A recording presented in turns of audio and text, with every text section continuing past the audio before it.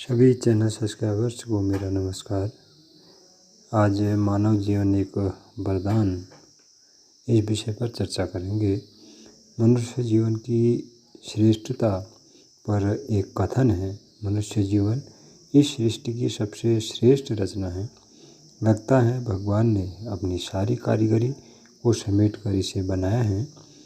जिन गुणों और विशेषताओं के साथ इसे भेजा गया है वे अन्य किसी प्राणी को प्राप्त नहीं है। इस कथन में भगवान पर पक्षपाती होने का आरोप लग सकता है, किंतु बात ऐसी है नहीं।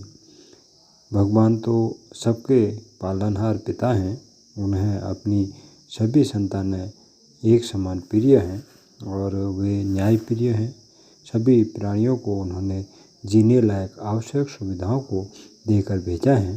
स्वयं निराकार होने के कारण उन्होंने मनुष्य को अपना मुख्य प्रतिनिधि बनाकर सृष्टि की देखरेख के लिए भेजा है। मनुष्य को अधिक सुविधाओं और शक्तियाँ इसलिए दी गई हैं ताकि वह अपने विश्व उद्यान को सुंदर, सभ्य और खुशहाल बनाने में अपनी जिम्मेदारी को ठीक ढंग से निभा सके। शारीरिक दृष्टि से मनुष्य की स्थिति अन्य प्राणियों से बेहतर नहीं है। पक्षियों की तरह हवा में उड़ना, मछलियों की तरह जल में तैरना उसे नहीं आता। बंदर के समान पेड़ पर उछल कूद कर नहीं सकता है। शेर की तरह पराक्रम बल भी नहीं दिखा सकता है। इंद्रिय क्षमताओं में भी अन्य प्राणी इससे श्रेष्ठ सिद्ध होते हैं। सूंघने की शक्ति में कुत्ता, सुनने में उल्लू और देखने में बाज मनुष्य से बहुत कुशल सिद्ध होते हैं। कुछ जीवधारियों तो भूकंप, बारिश, तूफान आदि का पहले से ही अनुमान लगा लेते हैं और समय पर मनुष्य को भी उसके बारे में चेतावनी देते रहते हैं। स्वयं से अधिक शक्तिशाली और भारी भरकम शेर, चीते व हाथी जैसे वन्य प्राणी को वह अपने बुद्धि कौशल और मानसिक बल से हरा देता है। उन्हें पिंजरे में बंद कर देता है और सर्कस में खेल तमाशे करवाता है।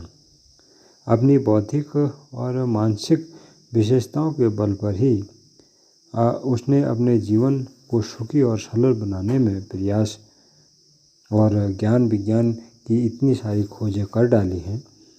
भाषा, लिपि, कला, साहित्य, चिकित्सा, मनोविज्ञान, दर्शन आदि इसकी विशेषताएं हैं, जिसके कारण वह सभ्य प्राणी कहलाता है। मनुष्य की इच्छा शक्ति का कोई जवाब नहीं है। उसने अपने पुरुषार्थ के बल पर धरती, आकाश और समुद्र को मत कर रख दिया। घने जंगलों, पर्वत की चोटियों, नदियों, रेगिस्तानों और मरुस्थलों को उसने नाप लिया है। गहरे सागर के भीतर वो खोजबीन कर रहा है और अंतरिक्ष में जीवन की संभावना तलाश कर रहा है। मनुष्य की इस पुरुषार्थ गाथा के सामने समुद्र मंथन की पौराणिक कथा भी फीकी पड़ जाती है, किंतु बौद्धिक क्षमता और पुरुषार्थ के बल पर ही मनुष्य को सबसे श्रेष्ठ नहीं कहा जा सकता, क्योंकि यदि उसका उपयोग स्वार्थ, रौब जमाने या शोषण आदि में किया गया तो यही क्षमताएं अशांति और परेशानी भरा माहौल खड़ा कर सकती हैं।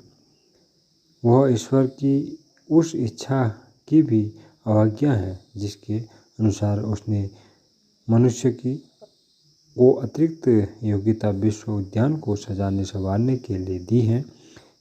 ऐसे में ईश्वरीय न्याय विधान में दंड की भी व्यवस्था है। इसी के अनुसार गंभीर कुकर्मों के लिए मनुष्य को अन्य योनियों तक में भटकना पड़ता है। बड़े अधिकारियों को वेतन के अतिरिक्त गाड़ी, बंगला, नौकर आदि की अतिरिक्त सुविधाएं दी जाती हैं कि वे बड़े दायित्व अच्छे ढंग से निभा सकें, न कि रौब और विलासिता का प्रदर्शन करने के लिए। ऐसा कृत्य करने पर उन्हें भी दंड मिल सकता है। और इसी के साथ आज सभी का दिन मंगलमय हो। नमस्कार।